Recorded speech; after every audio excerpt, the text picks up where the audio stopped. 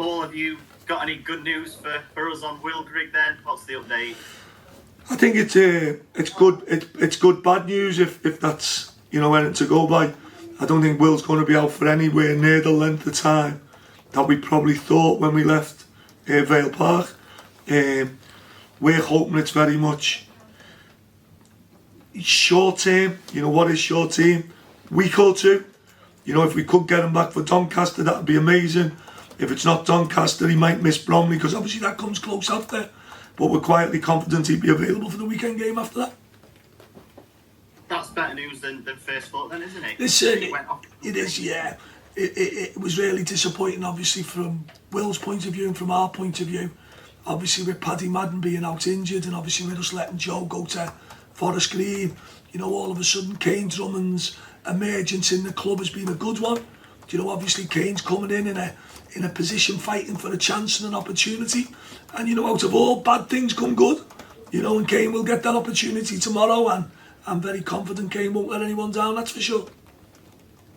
Yeah, are you enjoying working with him in his first sort of few months at Chesterfield? Again, when James Berry initially come in the club, and younger lads do come into new clubs, I'm very much into them learning what we're about, and we're learning what he's about, and players getting to know the strengths of different players, and all of that. Kane's been with us a very short time now. He's had glimpses and bits, but I'm sure our supporters will see a very, very committed young man tomorrow who really wants to do well. So I'm looking forward to seeing Kane play. Since we last spoke, obviously Bailey Hobson's gone out on loan to Barnet as well. Was it always the aim to try and get into a club higher up in that division? Because I know at Kidderminster they were sort of down there, weren't they? Yeah, listen, like all loans, it's got to fit all parties, and we have a good relationship with Dean at Barnet. He's a good guy, and Barnet, in my opinion, play football in a really good way. They've got a good brand of football, but they're also a very competitive team, and that's something that I think as a team you want to be. I think Bailey Hobson is a really good fit. I think when lads go on loan, they've got to be fit. I'm delighted with the loan for Bailey, and I really hope he can help Barnet do well. So I just think it's a pleasing loan for everyone. Just reflecting on last weekend, Shay Dunkley said that feels like the team needs to be a bit more savvy in certain periods of the game. Is that a fair assessment from your point of view as well? Listen, I don't really enjoy speaking about last week. Especially in a game when you look back where we didn't turn up.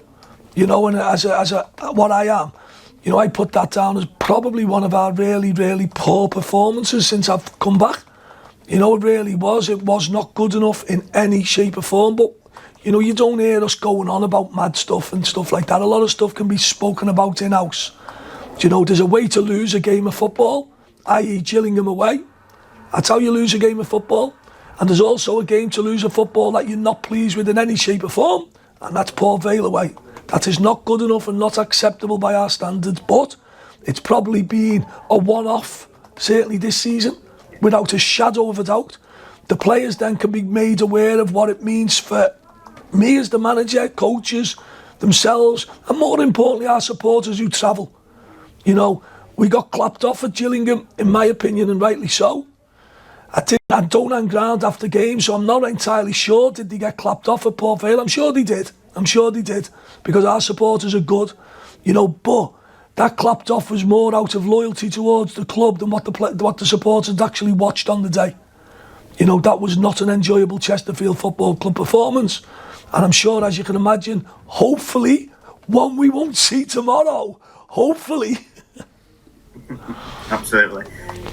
Well, on that note then, what is it that you're looking for tomorrow then against Cheltenham? Listen, our supporters know me. They know how we play the game. We want a team who's very, very aggressive, going forward, who plays forward and runs forward. Not a team who just tippy-tappies on the edge of the box, doesn't go anywhere and doesn't create chances. That's not how we are playing football. It's not how we're trying to play. And as I say, tomorrow, like Cheltenham have had and Flinny's had, we've all had a good week to prepare for it. And we're really looking forward to the game tomorrow. Our crowd again is massive. Our support at Doncaster next week is massive. And our supporters have so much faith in what we're doing. Tomorrow we need to give them a little bit back, don't we? Not in terms of the result or anything out like that, because no one can guarantee anything, but certainly in the level of performance in terms of appetite and work ethic. And what are you expecting from Cheltenham then? Like all teams in the league, they were unfortunate to lose at Grimsby late on. They were the better side last week at Salford comfortably and should never have lost the game. And, there's the margins in the league at the minute, from what I'm seeing, are very, very minimal between teams. Very minimal between teams. So games can certainly swing on a goal, a refereeing decision, a moment, whatever it may be. There doesn't seem to be vastly differences in formations and teams and, possession stats or whatever you want to talk about. For as bad as we were at Port Vale last week, we got beat 1-0 and we didn't create anything. We created nothing. So again, Cheltenham will turn up. Flinny's a very experienced manager now. He's been round the block. He'll have his own ideas on how he wants the game to go. And I've certainly got mine, how I want them to go. And that's certainly a very, very strong Chesterfield performance. And just on squad news, have you had another good week with John Fleck, getting some fitness into him? Yeah, listen, we got great news, haven't we, now with Fleck another week in. Paddy Madden and Ryan Colclough are available tomorrow now. They're training, which is absolutely great news for us. Brandon Orton's training well now. He'll be back in full training from Monday. So really, apart from Will Grigg and the long-term ones, that news is really, really positive. Obviously, just making a point to our fans in general.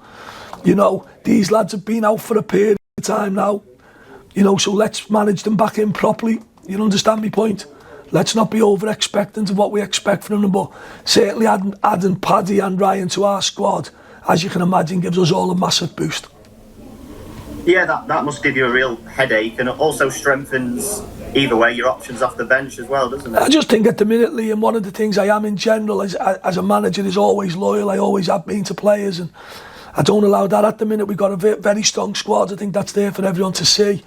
What is our best team today as we all speak? I don't know our best team. We've got so many good players.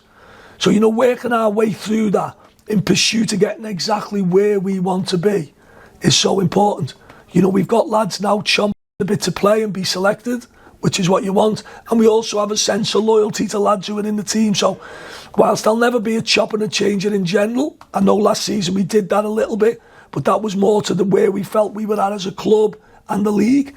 This year now we are searching for what is our best team. Within that we expect our players to give more than 100% for our football club, and certainty run and work is a given.